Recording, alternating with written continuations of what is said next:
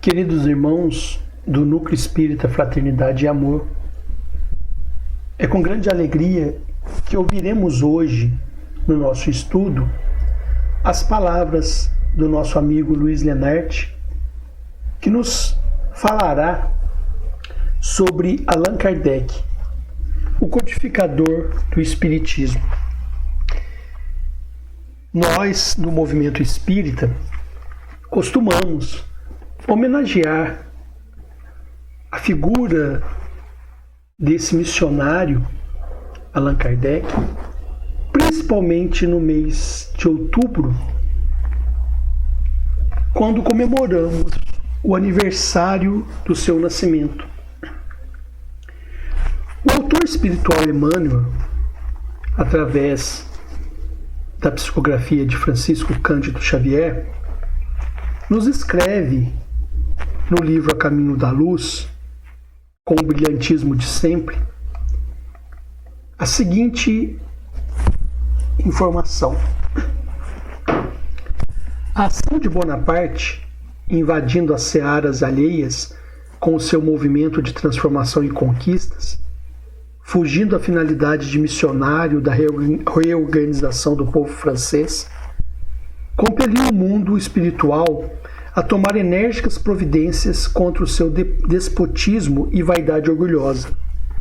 Aproximavam-se os tempos em que Jesus deveria enviar ao mundo o Consolador, de acordo com as suas auspiciosas promessas. Apelos ardentes são dirigidos ao Divino Mestre pelos gênios tutelares dos povos terrestres. Assembleias numerosas se reúnem e confraternizam nos espaços, nas esferas mais próximas da Terra.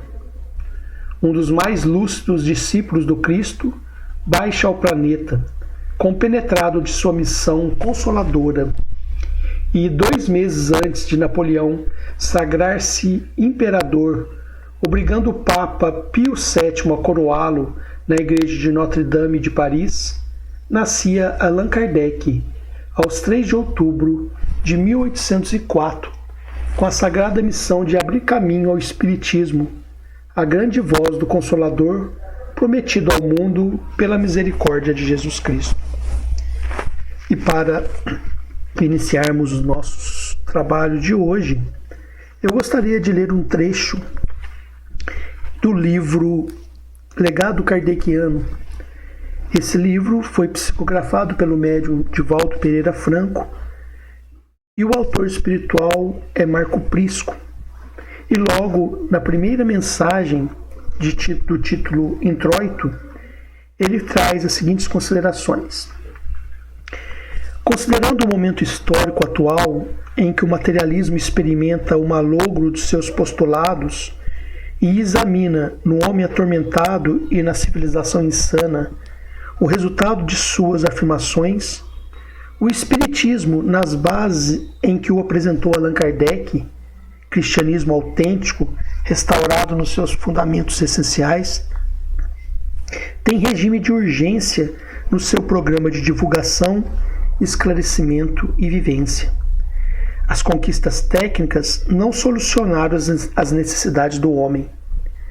Embora os notáveis esforços de legisladores honrados e pedagogos nobres, as leis dão margem a acomodações lamentáveis e a preparação educacional das gerações novas se apresenta deficiente e moralmente inócua. Ainda sobrevive em muitos pontos do orbe a pena de morte, a discriminação racial, a opressão. A guerra famélica dizima populações e ameaça o mundo. A delinquência, com todo o seu cortejo de crimes, restaura a barbárie na civilização. O medo, as enfermidades, a dissolução dos costumes atestam as imensas carências do espírito humano. Enquanto isso ocorre aqui, aluniçam engenhos inestimáveis que estudam o satélite terrestre, enquanto outros instrumentos incomparáveis seguem além, devassando os imensos céus. O Evangelho de Jesus, depois dos tempos heróicos, passou entre os homens a plano secundário, lição perene de amor, foi transformado por muito tempo em arma sangue sedenta e destruidora. A revelação dos Espíritos e a lógica incomparável do pedagogo de Lyon coube por destinação histórica a sua ressurreição e atualidade. Ao advento da publicação de O Livro dos Espíritos, reapareceu então cristalino e excelente nos conceitos apresentados, sem o que ficaria reduzido como esteve às incongruências da letra que mata. A doutrina espírita, conforme nola apresentou o mestre, é um oceano de luzes que não pode ser conhecido nem devassado facilmente. O Livro dos Espíritos, por exemplo, é inexaurível, sempre novo, cada vez que se o estuda, sempre atual. Entre as conquistas do pensamento odierno, ele tem lugar de destaque. Quando a ciência avança, encontra os seus postulados e ensinos à frente. Quando a filosofia sonha, defronta-o avançando. Quando a religião se atualiza para consolar, inspira-se na sua mensagem clarificante. Insuperável, é ainda ignorado pela grande maioria dos que o compulsam. Pedra angular da codificação do Espiritismo, é o eixo do organismo perfeito da revelação dos Espíritos. Assim, nós queremos agradecer a Deus pelo trabalho que Allan Kardec desempenhou e pelo esforço da espiritualidade superior de trazer os ensinamentos que nós precisamos aprender, aplicar, estudar para entender e viver nesse mundo novo. Que Jesus nos abençoe sempre. E agora ficaremos com o estudo do nosso irmão Luiz Nenardi. Queridos amigos do Núcleo Espírita Fraternidade e Amor, é com grande alegria que nós hoje vamos prestar uma singela homenagem ao codificador da doutrina espírita, Allan Kardec. O mês de outubro é um mês especial do movimento espírita, uma vez que no dia 3 de outubro de 1804 nasceu o codificador da doutrina espírita. Então nós vamos hoje relembrar um pouco alguns fatos, especialmente ligados à codificação da doutrina, fazendo essa singela homenagem, como eu disse, a Allan Kardec. Eu vou dividir a minha apresentação em dois momentos. No primeiro momento, nós vamos relembrar um pouco de alguns fatos da sua biografia, especialmente aqueles ligados à sua iniciação nos estudos do Espiritismo. E depois, no segundo momento, nós vamos apresentar duas plataformas na internet que são muito úteis para conhecer as obras de Kardec. A Kardecpédia e o portal Allan Kardec, que foi lançado recentemente, foi lançado no dia 1º de setembro de 2020 pela Universidade Federal de Juiz de Fora, pelo Núcleo de Pesquisa em Espiritualidade e Saúde, em parceria com a Fundação André Luiz, e é um portal que traz documentos históricos, manuscritos de Kardec, que são fontes primárias de pesquisa sobre o codificador. Então, nós vamos, na verdade, falar rapidamente do professor Hippolyte Léon Denisard Rivail, nome de batismo de Kardec, que nasceu em 3 de outubro de 1804, que nasceu em Lyon, que desencarnou no dia 31 de março de 1869, quando ele completaria 65 anos de idade em função de um aneurisma, que com 10 anos de idade foi para a Suíça estudar em Yverdon, foi discípulo de Pestalozzi, e que deu uma grande contribuição como professor, como pedagogo, como educador à sua época, na educação na França. Então, existe aí toda uma contribuição, inclusive com obras importantes na educação francesa, que são obras de Hippolyte Léon Denisard Rivail. A vida do codificador ela pode ser dividida em dois grandes períodos, né? O professor Rivail, que nasceu em 3 de outubro de 1804 até 1854. Por que 1854? Porque em 1854 foi quando ele começa a ouvir falar dos fenômenos físicos que aconteciam na França naquela época, dos fenômenos das mesas girantes, e começa então a se interessar por aqueles fenômenos, estudá-los a fundo, e isso levou à codificação da doutrina espírita. Nós poderíamos dizer que Allan Kardec, o codificador, né, e lembrando que ele usou esse pseudônimo Allan Kardec por ter sido revelado pelos espíritos, que era um nome que o professor Rivail teve, que o codificador teve, em uma outra existência, como um druida, e ele adota então, ao assinar as obras da doutrina espírita, começando pelo Livro dos Espíritos, em 1857, ele adota esse pseudônimo, Allan Kardec. Então nós poderíamos dizer que Allan Kardec nasce a 18 de abril de 1857, porque foi quando foi publicado o Livro dos Espíritos e divulgado então para todos o nome Allan Kardec como codificador da doutrina, né? Muito bem. Hippolyte Léon Denisard Rivail casou-se com Amélie Gabrielle Boudet em fevereiro de 1832. Ele tinha 27 anos, ela tinha 36, ela era 9 anos mais velha do que ele. E é importante fazer esse registro porque foi uma pessoa muito importante em sua vida e em suas atividades. Tanto no período professor Rivail, uma companheira que sempre o ajudou em todas as suas atividades, sempre o apoiou em todas as suas atividades, quanto também, principalmente depois, na segunda fase, como Allan Kardec, o codificador da doutrina, e também após a sua desencarnação, porque foi ela que, logo após a desencarnação, deu continuidade às atividades relacionadas ao movimento espírita e à doutrina espírita naquela época.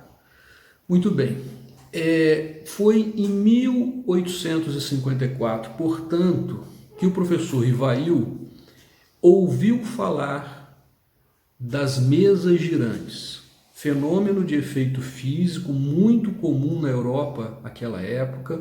Em vários salões, em vários lugares, pessoas se reuniam para produzir aqueles fenômenos, para observar aqueles fenômenos, que para a grande maioria era uma simples brincadeira, um simples passatempo. E um amigo que era magnetizador, e o professor Rivail também tinha conhecimento do magnetismo, o senhor Fortier foi que pela primeira vez falou com o professor Rivail sobre esses fenômenos das mesas girantes. Mas a princípio ele não deu muita importância, entendendo que poderia ser simplesmente um fenômeno de magnetização humana, ou seja, as pessoas reunidas naquele ambiente doavam algum tipo de fluido magnético que pudesse fazer a movimentação de objetos inertes, da mesa, por exemplo. Então, a princípio, ele não se entusiasmou e não se interessou de imediato por aquelas ideias e por aqueles fenômenos. Num segundo momento, o senhor Fortier trouxe a ele uma novidade, né? E aí, a novidade é que essas mesas, esses objetos que se movimentavam, eles, além de se movimentar de maneira aleatória, que é o que ele sabia até então, respondia a perguntas através de um sistema de número de pancadas. Então ele passou a observar algo diferente. Havia um fenômeno que parecia ter alguma inteligência, porque uma coisa é a movimentação, uma movimentação simplesmente mecânica, né? Forças mecânicas que movimentam algum objeto. A outra é ela se movimentar de forma inteligente, por exemplo, com o número de pancadas respondendo a perguntas, se sim uma pancada, se não duas pancadas, ou o número de pancadas indicando letras do alfabeto. Então isso o senhor Fortier trouxe a Kardec. Mas é interessante que no início ele se apresenta de forma cética. Isso é interessante, né? Era o espírito, né? Daquele professor, daquele pedagogo, de não aceitar simplesmente as informações que eram trazidas a ele, que falavam. Aliás, é uma orientação que ele próprio dá depois, né? Kardec sempre nos orienta a raciocinar, a procurar entender os fenômenos, né? E quando ele fala, por exemplo, da fé racional, a fé racional é isso, é a gente entender, raciocinar, compreender, né? E não simplesmente acreditar por acreditar. Então, quando o senhor Fortier traz essa informação de que havia alguma inteligência por trás, que as mesas se movimentavam de maneira inteligente, ele diz assim: eis aqui uma coisa que é bem mais extraordinária. Não somente se faz girar uma mesa magnetizando-a, mas também se pode fazê-la falar. Interroga-se e ela responde. Isso foi o que o senhor Fortier disse a Kardec, referindo-se àquele fenômeno. E aí então o Kardec diz a ele: então isso é uma outra questão. Ele dizendo ao senhor Fortier: eu acreditarei quando vir e quando me tiverem provado que uma mesa tem cérebro para pensar, nervos para sentir e que se pode tornar sonâmbula. Até lá, permita-me que não veja nisso senão uma fábula para provocar o sono.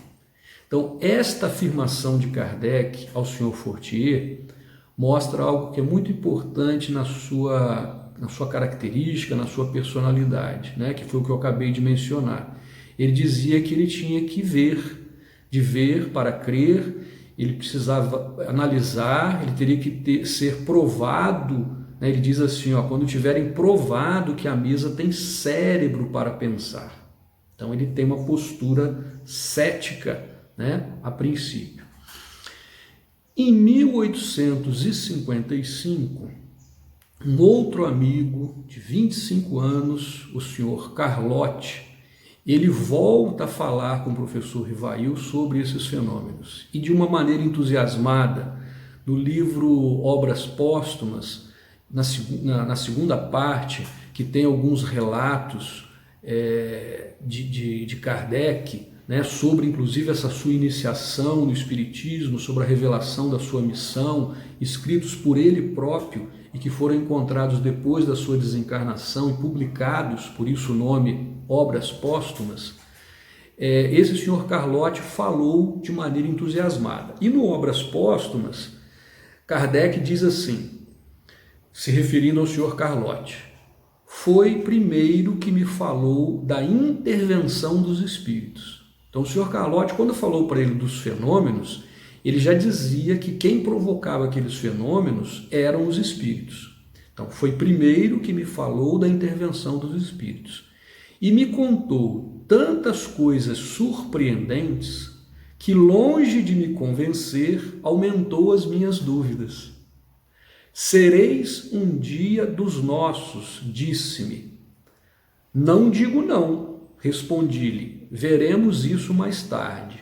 Olha que trecho interessante. Ao mesmo tempo que ele fala que aquelas informações entusiasmadas que o senhor Carlotti, um grande amigo dele, um amigo de 25 anos, alguém que ele conhecia há algum tempo, ao mesmo tempo que ele diz que aquelas informações eram tão surpreendentes que deixou mais em dúvida, né? De novo, uma postura cética. Quando o Sr. Carlotti diz a ele que um dia Kardec ou o professor Rivail seria um deles, ou seja, participaria daquelas experiências, ele diz: não digo não. Então era um cético disposto a observar, disposto a conhecer, disposto a estudar, que foi justamente o que ele fez. E aí naquele mesmo ano, em 1855, na casa da senhora Roger, do senhor Fortier, da senhora Plané-Maison e do senhor Patier, ele recebe o convite para participar então pela primeira vez de uma dessas experiências, vendo o fenômeno mediúnico, né? E ele aceita prontamente. E ele observa então, aí, em 1855, esses fenômenos pela primeira vez, e uma das observações que ele faz sobre essas observações, sobre, né, o que ele viu, ele diz assim, também em Obras Póstumas: um dos primeiros resultados de minhas observações foi descobrir o fato de que os espíritos, nada mais sendo do que as almas dos homens, não possuíam nem a suprema sabedoria, nem a suprema ciência. Vejam que informação importante, que até hoje é muito importante, porque tem pessoas que acreditam que pelo fato de ser uma comunicação dos espíritos, os espíritos conhecem toda a verdade, né? E aqui ele vem dizer que uma das primeiras observações é que os espíritos nada mais são do que as almas daqueles homens que estavam aqui e que têm o conhecimento, a bagagem de conhecimento que tinham quando estavam aqui na Terra. É lógico que no mundo espiritual, depois que estamos desligados do corpo material, as nossas percepções, a nossa sensibilidade em relação às questões espirituais, ela aumenta. Mas a nossa bagagem intelectual, o nosso nível de evolução moral, ele continua o mesmo. Nós continuaremos sendo quem somos. E ao se comunicar com o mundo material, eles se comunicam com informações, né, com a comunicação que é característica daquele nível espiritual, daquele espírito, né? Então, lá foi a primeira vez que ele testemunhou esses fenômenos, né? E nós temos então a percepção de que o professor Rivail, desde o início, ao observar esses fenômenos, ele teve muita prudência, muita cautela, um bom senso, um espírito crítico, racional, ao observar e estudar os fenômenos físicos. Então ele tinha essa característica de um homem que era ponderado, prudente, não estava disposto assim a entusiasmos de maneira irrefletida, né? Ao mesmo tempo, ele tinha conhecimento do magnetismo, do sonambulismo e, especialmente, toda a sua experiência didática, a sua experiência como professor, como pedagogo, como um educador, auxiliou muito o seu trabalho de codificação. O que foi o trabalho de codificação? Foi justamente de observar todos esses fenômenos, de fazer perguntas, de colher material, de comparar, de usar um método experimental, né, da observação, da comparação, né, verificando a universalidade do conhecimento, escolhendo médiuns diversos, diferentes, comunicação de espíritos diferentes e organizar todo esse material. Este é o trabalho do codificador, de se comunicar. E é importante lembrar aqui, né, muitos já sabem, mas aqueles que estão iniciando no Espiritismo às vezes ainda fazem essa confusão. Kardec não era médium ostensivo, não era ele que recebia essa comunicação dos espíritos através da psicografia, como era o caso do Chico Xavier. Chico Xavier era um médium, ele recebia as comunicações psicografadas, Chico Xavier via os espíritos, conversava com os espíritos. Não é o caso, não foi o caso de Kardec. Kardec foi o codificador. Ele se utilizou de médiuns diversos, de espíritos diversos que se comunicavam, ele analisava essas comunicações, ele fazia pergunta aos espíritos, utilizando-se desses médiuns, e depois ele organizou todo esse material nas obras que nós conhecemos. Então tem uma parte aqui que Kardec diz também em Obras Póstumas, ele diz assim: apliquei a essa nova ciência, como tinha feito até então, o método experimental. Jamais fiz teorias pré-concebidas. Observava atentamente, comparava e deduzia as consequências. Dos efeitos procurava chegar às causas pela dedução. Então esse é o trabalho do codificador, né? Utilizando esse método, escolhendo colaboradores mediúnicos insuspeitos, fazendo uma análise rigorosa dessas comunicações, fazendo um controle, né, dos espíritos comunicantes e buscando este consenso universal. Também em Obras Póstumas, sobre os médiuns, ele fala assim: foi assim que mais de 10 médiuns prestaram a sua assistência para esse trabalho.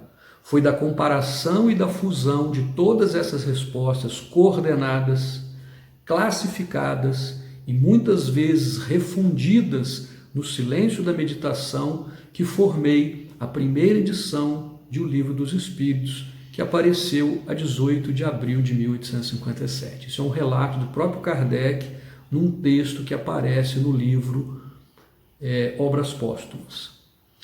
Muito bem. Eu vou trazer aqui algumas pequenas curiosidades, alguns fatos que eu considero curioso sobre a vida de Kardec, antes de nós passarmos para o segundo momento. Um deles que é pouco conhecido, pouco dito no movimento espírita, é que ele teve um grave problema de visão que quase o levou à cegueira por volta de 1852. Né? E isso está relatado na Revista Espírita, que também é uma obra pouco lida, né, e pouco estudada no movimento espírita, e que traz informações assim valiosíssimas sobre a doutrina espírita e também sobre Kardec. Então essa informação, por exemplo, está na Revista Espírita. Eu tomei conhecimento quando eu li este livro aqui, né, que é a biografia de Kardec, do Marcel Souto Maior, e ele destaca esse ponto, né? E na Revista Espírita, aliás, sobre primeiro, para quem quer conhecer a biografia de Kardec, né, existem várias obras, vários livros da biografia, essa é uma das mais recentes, de um estudo muito sério, usando, né, um critério jornalístico, né, um método adequado para os estudos. Marcel Souto Maior, por exemplo, ele foi estudar a Revista Espírita. E como ele diz, ali está a voz de Kardec. A voz de Kardec porque ele publicava mensalmente a revista, respondendo cartas, perguntas, indagações, defendendo a doutrina espírita, respondendo a críticas que eram feitas, sempre, logicamente, com todo cuidado, né? Então é um livro que vale a pena ser lido, conhecido. E na Revista Espírita, eu fui buscar na Revista Espírita de 1862, Kardec ele escreve um artigo falando de curas espirituais. E aí, em dado momento, é um trechinho pequeno, né? Ele diz assim: o outro caso é pessoal. Então ele vinha relatando alguns casos de curas, e ele fala: outro caso é pessoal, é o dele. Há 12 anos fiquei quase cego. a ponto de quase não poder ler nem escrever e não reconhecer as pessoas a quem dava a mão. Olha só. Consultei as notabilidades da ciência, entre outras o doutor L, ele não identifica, deixa só a inicial, professor de clínica para as moléstias dos olhos. Depois de um exame muito atento e consciencioso, ele declarou que eu sofria de uma amaurose e que devia resignar-me, ou seja, algo que ele não teria cura. E aí Kardec diz assim: fui ver uma sonâmbula que me disse que não era amaurose, mas uma apoplexia nos olhos, que podia degenerar em amaurose se não fosse cuidada adequadamente. Declarou responder pela cura. Em 15 dias, disse ela, experimentareis uma ligeira melhora. Em 1 mês começareis a ver, em 2 ou 3 meses nada mais tereis. E aí Kardec termina dizendo: tudo se passou como ela tinha previsto, e hoje minha visão está completamente restabelecida. Esse é um fato que eu considero pouco conhecido, no movimento espírita, de que em 1852, antes ainda do professor Rivail conhecer os fenômenos físicos, ele passou por essa experiência de uma cura, através do que ele chama de sonâmbula, que era uma médium. Um outro fato curioso aconteceu em 1856, quando o professor Rivail preparava a primeira edição de O Livro dos Espíritos. E ele estava em sua casa, sozinho, a sua esposa, Mélie Gabrielle Boudet, não estava em casa, e ele, ao trabalhar nos escritos do Livro dos Espíritos, ele ouvia pancadas, algumas batidas. E ele, quando ele se levantava e tentava identificar onde estavam essas pancadas, ele não conseguia identificar e essas pancadas cessavam, elas paravam. Ele voltava a trabalhar, essas pancadas aconteciam num cômodo próximo, ele ia ver o que se tratava e não conseguia identificar. A sua esposa, então, chega, observa a mesma coisa, os dois juntos, fico pensando aqui, imaginando, refletindo, o Kardec e a sua esposa, Mélie Gabrielle Boudet, à noite, procurando pancadas, dentro de casa, tentando identificar. E toda vez que eles saíam para procurar essas pancadas, elas paravam. Era ele retornar à atividade, aos escritos, ao trabalho, e essas pancadas continuavam. Bom, então no dia seguinte, em reunião mediúnica, ele relata este fato e ele pergunta o que estava acontecendo. Então esse relato está inclusive no livro Obras Póstumas também, e aí ele diz assim: no dia seguinte, como houvesse sessão em casa do senhor Baldim, narrei o fato, quer dizer, esse fato das pancadas que eu acabei de dizer, e pedi que me explicasse. Então ele faz uma pergunta aos espíritos: ouviste sem dúvida o relato que acabo de fazer. Poderias dizer-me qual a causa daquelas pancadas que se fizeram ouvir com tanta persistência? E a resposta dos espíritos foi: era o teu espírito familiar. Kardec então pergunta: com que fim foi ele bater daquele modo? E a resposta é: queria comunicar-se contigo. Então, como Kardec não era médium ostensivo, ele não ouvia, o espírito, não via, não recebia psicografia, aquela foi uma forma que o seu espírito familiar, o seu protetor, o seu guia espiritual, queria de alguma forma se comunicar com ele e conseguiu através dessas pancadas. Aí Kardec diz assim: poderíeis dizer-me quem é ele? E a resposta é: podes perguntar-lhe a ele mesmo, pois que está aqui. Olha que bacana. Aí Kardec então diz: meu espírito familiar, quem quer que tu sejas, agradeço-te o me teres vindo visitar. consentirás em dizer-me quem és? E aí o Espírito diz: para ti chamar-me-ei a verdade. E todos os meses, aqui onde eles estavam, naquela reunião, durante 1/4 de hora, estarei à tua disposição. Ele então continua: ontem, quando bateste, estando eu a trabalhar, tinhas alguma coisa de particular a dizer-me? E aí o Espírito de verdade então diz assim: o que eu tinha a dizer-te era sobre o trabalho a que te aplicavas. Desagradava-me o que escrevias e quis fazer que o abandonasses. Então era de propósito, ele estava querendo que ele parasse o trabalho, porque tinha alguma coisa errada, ele não estava gostando daquilo que Kardec escrevia naquele momento. E aí tem uma nota de Kardec que diz assim: o que eu estava escrevendo dizia respeito precisamente aos estudos que me empreenderam acerca dos espíritos e de suas manifestações. Aí Kardec então pergunta: a tua desaprovação em referente ao capítulo que eu escrevia ou ao conjunto do trabalho?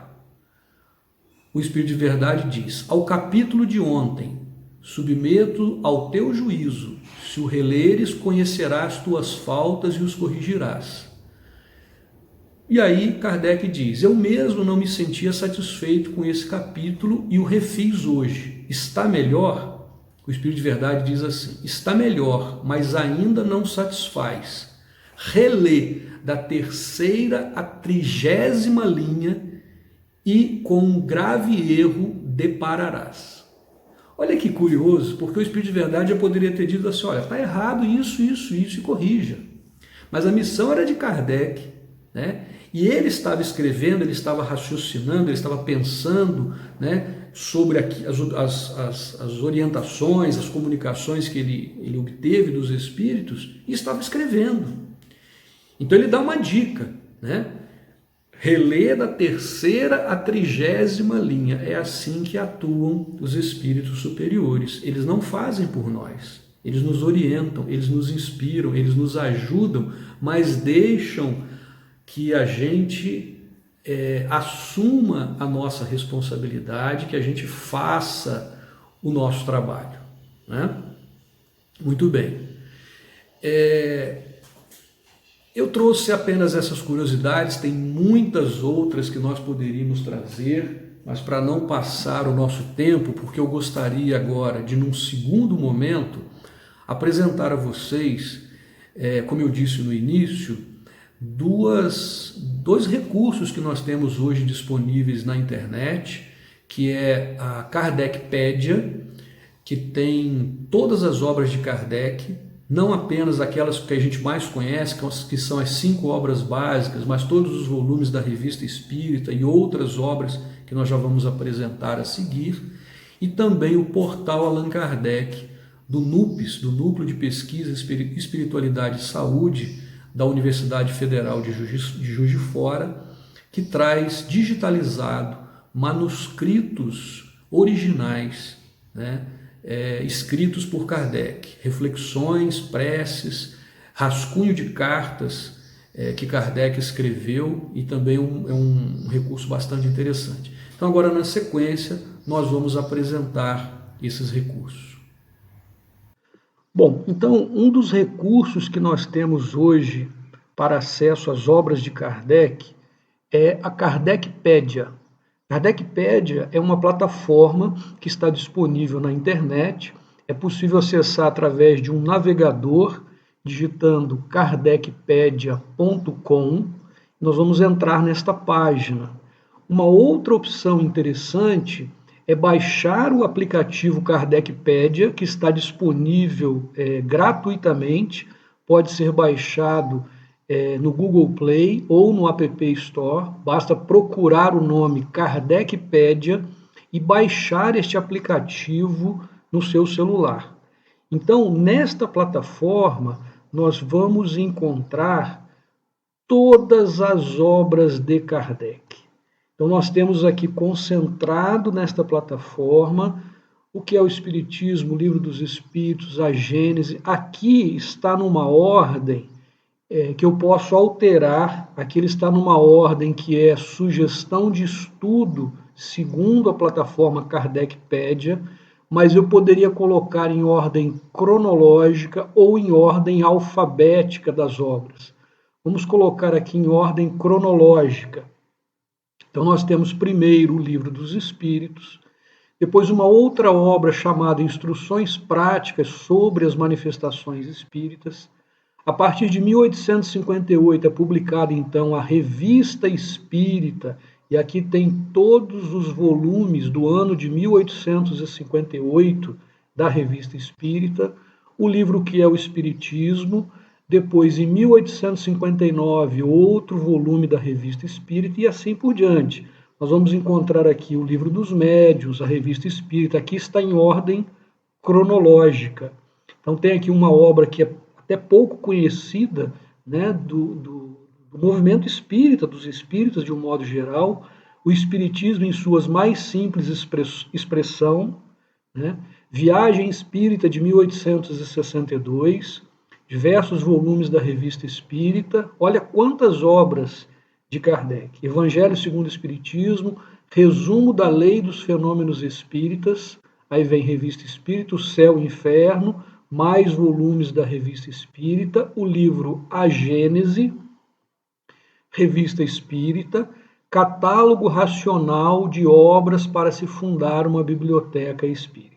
E o detalhe, todas essas obras, elas estão, assim como o site, disponíveis em português, em francês, inglês e espanhol. E uma coisa muito interessante, é um recurso muito útil para quem quer estudar a doutrina espírita, estudar as obras de Kardec, e também para o expositor espírita, né? Eu consigo, por exemplo, fazer uma pesquisa aqui por tema. Então vamos imaginar que eu esteja pesquisando sobre reencarnação e quero encontrar nas obras de Kardec o tema reencarnação. Então, vejam, eu vou encontrar aqui, ó, nas instruções práticas sobre as manifestações espíritas, vai aparecer reencarnação. Se eu clicar nesse link, ele já me leva para o artigo, para a parte do texto que está falando sobre reencarnação. Olha que interessante, na Revista Espírita, de 1868, em agosto, a reencarnação no Japão. Em 1862, também na Revista Espírita, a reencarnação na América. São artigos publicados na Revista Espírita. Está vendo aqui? Olha só. Doutrina da reencarnação entre os hindus. Veja quanta informação interessante, como é rico. E, naturalmente, que nós vamos encontrar aqui também o Evangelho segundo o Espiritismo, né? E aqui todos esses links, né? Eles vão nos levar, aqui, ó, Livro dos Espíritos, na parte segunda, o Livro dos Espíritos, para quem quer estudar doutrina espírita, em especial para o expositor espírita que está preparando a sua apresentação, a sua palestra, é uma forma muito interessante de estudar, de pesquisar em todas essas obras de Kardec. Um outro detalhe que eu gostaria de mostrar aqui também é o seguinte, vamos pegar aqui, olha, o Livro dos Espíritos, eu vou abrir o Livro dos Espíritos, eu tenho aqui do lado esquerdo um menu que eu posso navegar e lendo, né, o livro. Então aqui, introdução, tem todas as partes aqui da introdução ao estudo da doutrina espírita. Vamos selecionar aqui, ó, o capítulo 1, primeira parte primeira das causas primárias. E aí, capítulo 1, de Deus, aqui do lado direito vai aparecer, então, pergunta número 1, bastante conhecida, que é Deus? Deus é a inteligência suprema, causa primária de todas as coisas, e aí nós temos aqui todas as perguntas. Mas o que eu queria mostrar é o seguinte, olha, eu posso fazer uma comparação do Livro dos Espíritos em português com francês, por exemplo, ou com inglês ou com espanhol. Então vamos supor que eu queira verificar aqui, olha, esta parte do Livro dos Espíritos em português, comparando com o francês, que foi a língua original, né, que foi escrito o Livro dos Espíritos. Se eu colocar aqui, ó, comparar idiomas, ele vai abrir o mesmo capítulo do lado esquerdo, capítulo 1 de Deus, né, lá, que é Deus, Deus o infinito, e do lado direito em francês. Olha que bacana. Eu poderia fazer a comparação aqui do português com o inglês, né, e eu teria então as duas traduções, né? Eu tenho a tradução do francês para o português e do francês para o inglês, uma vez que o francês é a língua original, né, da publicação do Livro dos Espíritos, assim como das demais obras de Kardec. Então vejam que recurso útil e rico que nós temos em nossas mãos, que é o Kardecpédia, e aqui faço questão de mencionar, desenvolvido pelo IDEAC, Instituto de Divulgação Espírita Allan Kardec, que há muito tempo mantém, né, esta plataforma com as obras de Kardec. Gostaria de mostrar para vocês também o portal do projeto Allan Kardec, cujo endereço é Projeto Kardec, tudo junto, projetokardec.ufjf.br. Então, esse portal ele foi lançado recentemente, foi lançado no dia 1º de setembro de 2020, e vejam que ele está hospedado na Universidade Federal de Juiz de Fora. Esse projeto é um projeto que tem a participação e a parceria do NUPES, da Universidade Federal de Juiz de Fora. O NUPES é o Núcleo de Pesquisa em Espiritualidade e Saúde, que está ligado à Faculdade de Medicina da Universidade Federal de Juiz de Fora, e que tem como linhas de pesquisa temas relacionados à espiritualidade e saúde. Dentre alguns temas, eles estudam experiências de quase morte, estudam alguns casos sugestivos de reencarnação, entre outros.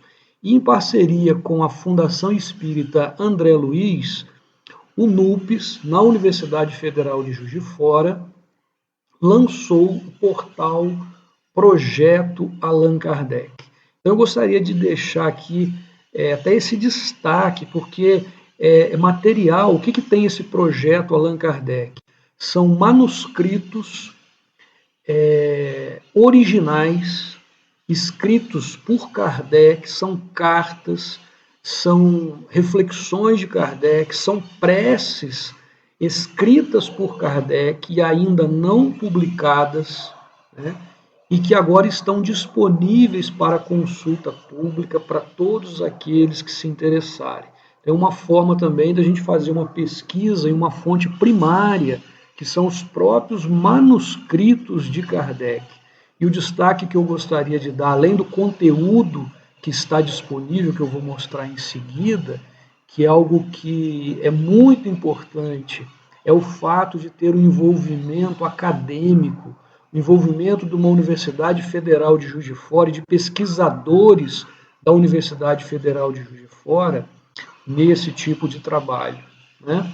Então nós temos aqui esta página que tem um menu que a gente pode navegar aqui, eu vou mostrar algumas coisas, tem a descrição do projeto, mas eu gostaria de mostrar a coleção que está disponível aqui, que é o acervo do Canuto Abreu. Neste acervo existem 50 itens, 50 manuscritos que podem ser acessados nesse portal. Então aqui estão os itens dessa coleção. Existe aqui um rascunho de carta para o senhor Patier, de 23/4 de 1857, um rascunho de carta para o senhor Tiedemann, 1857, tem uma prece escrita por Kardec em 1857, eu vou abrir para vocês verem, em todos os manuscritos ele tem esse formato, a gente clica aqui e nós temos a prece de Kardec em português, quando ele diz assim, em 1857, uma prece escrita por Kardec: Senhor Deus Todo-Poderoso, visto que vós vos dignastes a me escolher para desenvolver os princípios da doutrina espírita, eu aceito essa missão com reconhecimento e humildade. Dai-me a força para cumpri-la para o bem da humanidade e fazei com que eu não conceba nem orgulho nem ambição. Vejam que emocionante que é.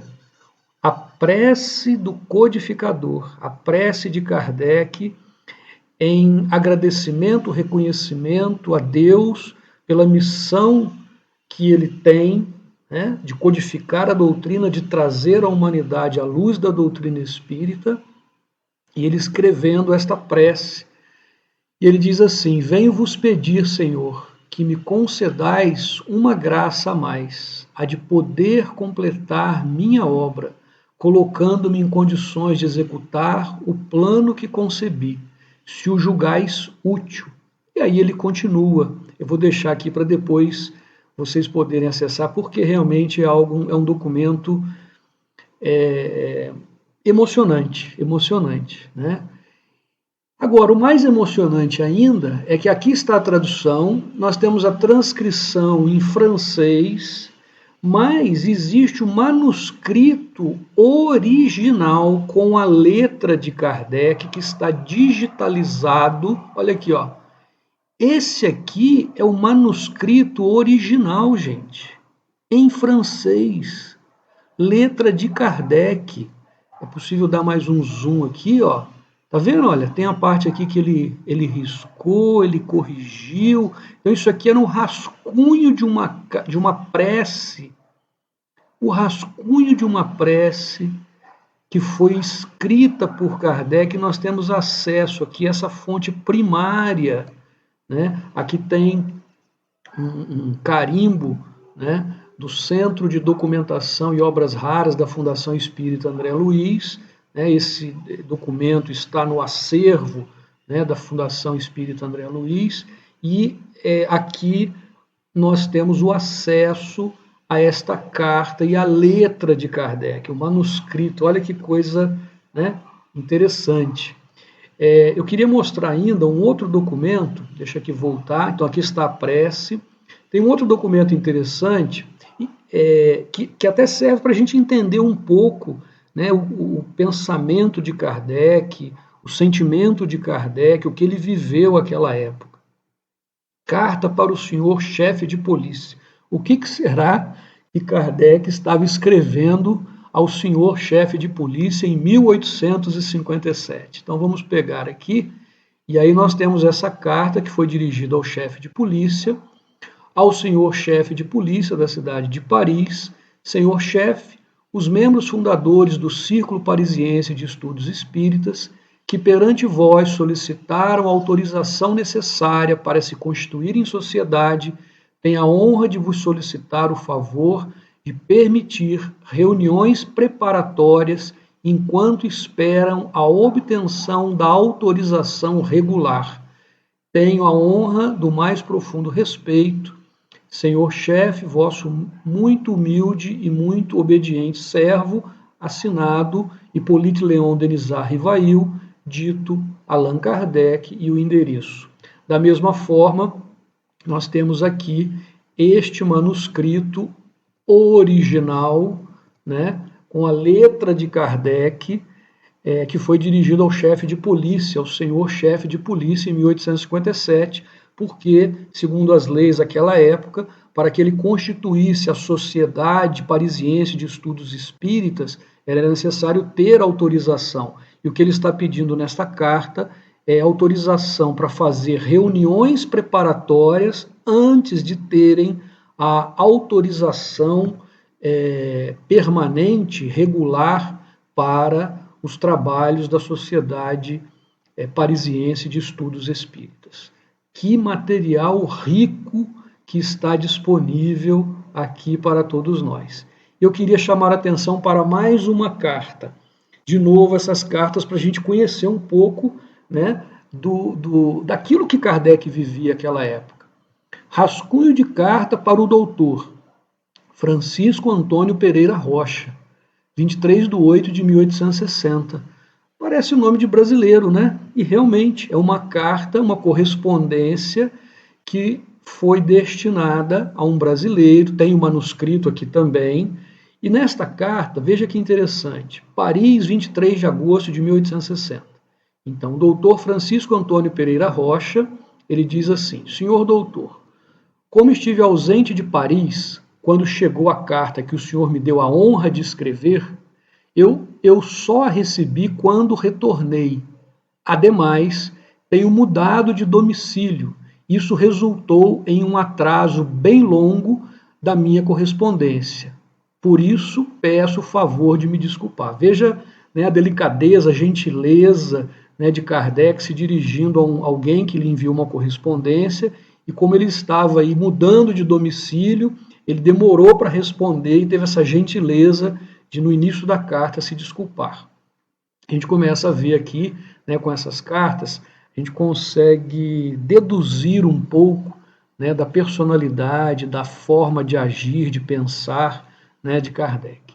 E ele diz assim, olha, fico lisonjeado, Senhor, com o desejo que me manifesta de fazer uma tradução em português de O Livro dos Espíritos e de minha instrução prática, desejando, antes de tudo, a propagação da doutrina espírita, não poderia fazer nenhuma objeção. Mas não sou dono dessas obras e me foi preciso obter o consentimento do editor, o senhor Didier, que pensou que a tradução poderia trazer-lhe um prejuízo significativo, diminuindo a venda da edição francesa. Então vejam aqui que Kardec ele tem que lidar, inclusive, com questões que são burocráticas, da editora que publica o livro, e ele tem que pedir a permissão para a editora que publica o livro em francês, para dar autorização para uma tradução do livro em português. Olha que interessante, né? E ele continua assim, ele me disse, então ele está se referindo ao editor, o senhor Didier, ele me disse que, nesses casos, era costume estipular uma soma fixa como compensação. No entanto, ante minhas observações, ele me deixou livre para agir como eu entendesse. Consequentemente, Senhor, dou-lhe assim a autorização que me pede, apelando ao Senhor julgar apropriado sobre a justa compensação. Então, ele deixou livre, ele autorizou, né, e deixou livre ao Antônio Pereira Rocha, ao Francisco Antônio Pereira Rocha, que faria a tradução e que publicaria a edição em português, uma eventual, né, e justa compensação por isto. Desejo, entretanto, terem certo número de exemplares. E aí ele continua, né, essa interessante carta respondendo ao interesse do doutor Francisco Antônio Pereira Rocha em traduzir as primeiras obras do Espiritismo. Né? Vejam que bem cedo, né, 1857, é publicado o Livro dos Espíritos na França. Já em 1860, um brasileiro começa a se corresponder com Allan Kardec, interessado em publicar, em traduzir as obras de Kardec em português, né, e divulgá-las no Brasil. Então eu sugiro fortemente que aqueles que quiserem ter acesso a fontes primárias, a esses manuscritos, né, que estão aqui, e a gente pode consultar aqui a tradução em português e ter acesso ao documento original com a letra de Kardec. Né, que acervo e que material, mais uma vez, rico, né, para conhecermos Kardec diretamente em fontes primárias. Muito bem, então, desta forma, nós chegamos ao final da nossa exposição de hoje, fazendo uma breve reflexão, relembrando alguns fatos referentes à iniciação de Kardec na codificação da doutrina espírita, alguns fatos curiosos e finalizando com a apresentação da Kardecpédia e do projeto Allan Kardec. Então, a nossa singela homenagem, o nosso agradecimento ao codificador da doutrina espírita, Allan Kardec. Que Jesus nos abençoe, nos ampare, hoje e sempre.